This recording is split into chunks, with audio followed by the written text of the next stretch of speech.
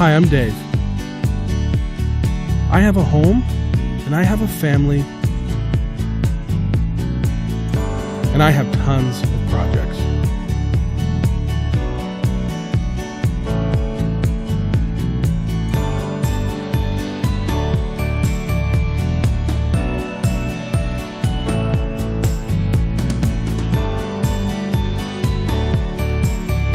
Come see what I'm working on. Today's project, a workbench. For this workbench project, I'm using scrap pieces that I have lying around the shop. I want the table itself to be about 34 inches tall and about 38 inches wide. I'd normally make it a little bit wider, but because I'm using scrap pieces, I'm working within what I have. I'm going to make each of the legs out of 2x4s, and the cross pieces I'm going to be making out of 2x3s. I want the bench to be about 22 inches deep, and so accounting for the width of the 2x4s, which is actually 3.5 inches, I would need to cut those at 15 inches. So I'll need to cut the 4 2x4s at 33 1/4, allowing for 3/4 of an inch for the top. I need to cut 8 2x3s for the braces at 34 inches, and then 4 2x3s for the sides at about 15 inches. So let's get cutting.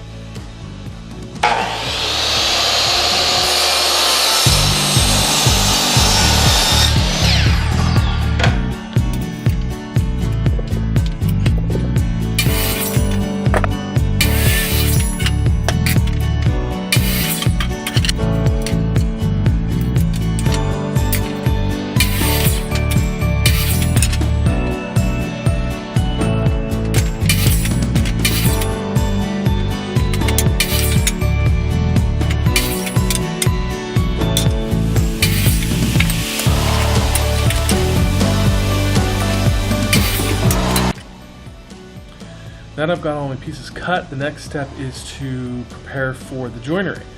So when you build any kind of project, you have to think about how it is you're going to join two pieces of wood together. There's a lot of different ways to do it.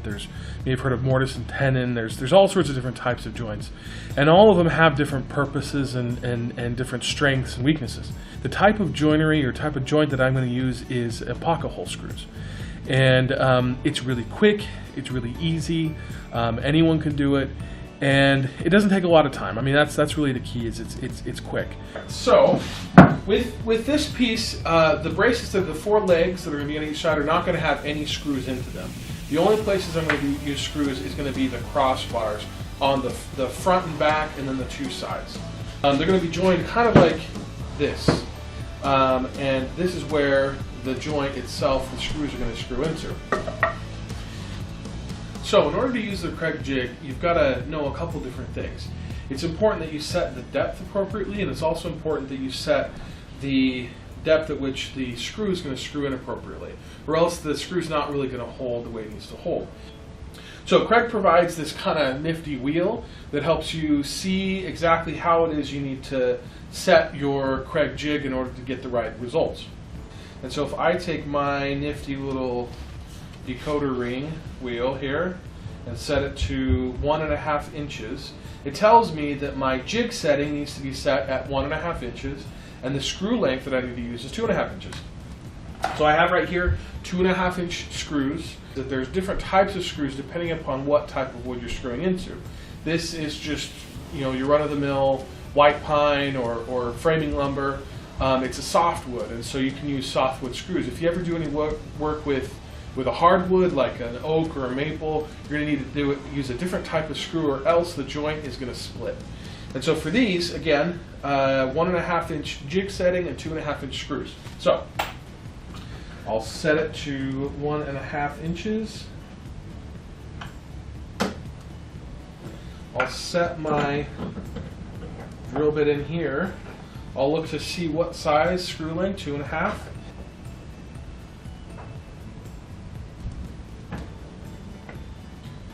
Just to the right height. Tighten that. Now I'm ready to go. These are my 8 cross pieces for the shelves in the top. So what I'm going to do is I'm going to take each of these pieces, set them up in the Craig jig. and then drill into them.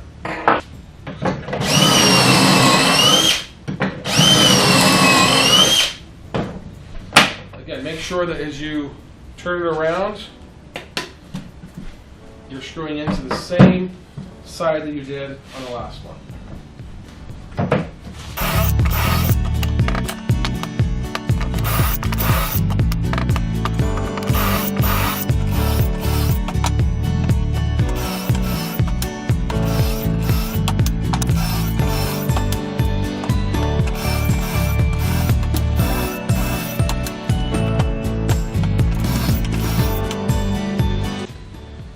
So, I've decided that I want to do my shelves. I have about 10 inches in between each one. So I think for the first shelf, I think we're going to do about 4 inches. So I'm just going to mark on each of these boards at 4 inches. And that'll be the top of where I want to drill in my pieces. The next is going to be at 14 to give myself about those 10 inches. It's not going to be exact, again, for projects like this. We're just going to make it nice and easy. And then we'll do the next at 24.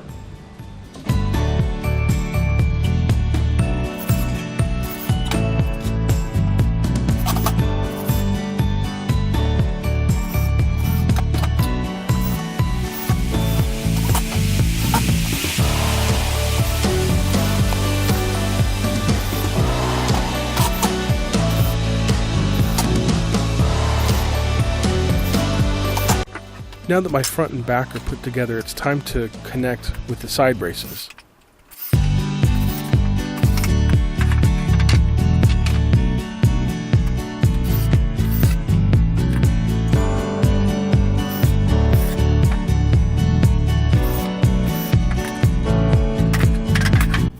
Now that the workbench has its structure, it's time to put the shelves in. I'm using scrap pieces of subfloor I had left over from another project. Now we're pretty close to being done with this project. I've got 3 shelves in. I've got all the pieces put together. Really all we need to do is the top, because I do have, again, a scrap piece of MDF, which is medium density fiberboard. It's a lot smoother than this stuff here for the top, where I'm going to be using it more often, rubbing my hands across it, doing whatever. I want something a little bit less abrasive. So, all right, here's my piece of MDF. Again, this is a scrap. It is perfect. It's just deep enough that it'll fit with a little bit of overhang. My thought is, since this is shorter than what I'd normally make it, I could make some braces on that side and actually keep it that long. I think what I'm going to do is I'm going to actually chop off that side. So we'll cut that and make it straight and even with this side. So I've got probably about 1.5 inches. I think that'll be good, 1.5 inches overhang on each side, and that'll be good to finish this off. So let's go ahead and do it. So the last step here is to install the top. I really want to make sure that my screws sit flush to the top, so I'm going to use a countersink drill bit, which just really kind of drills out a bit of a hole, enough for the screw head to sit in so that the rest of it's level.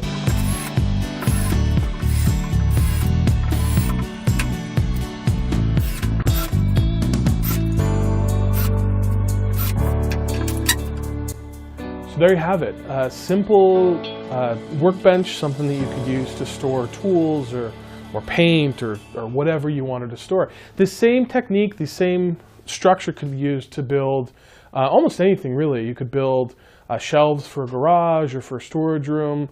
There's a lot of strength in pocket hole joinery.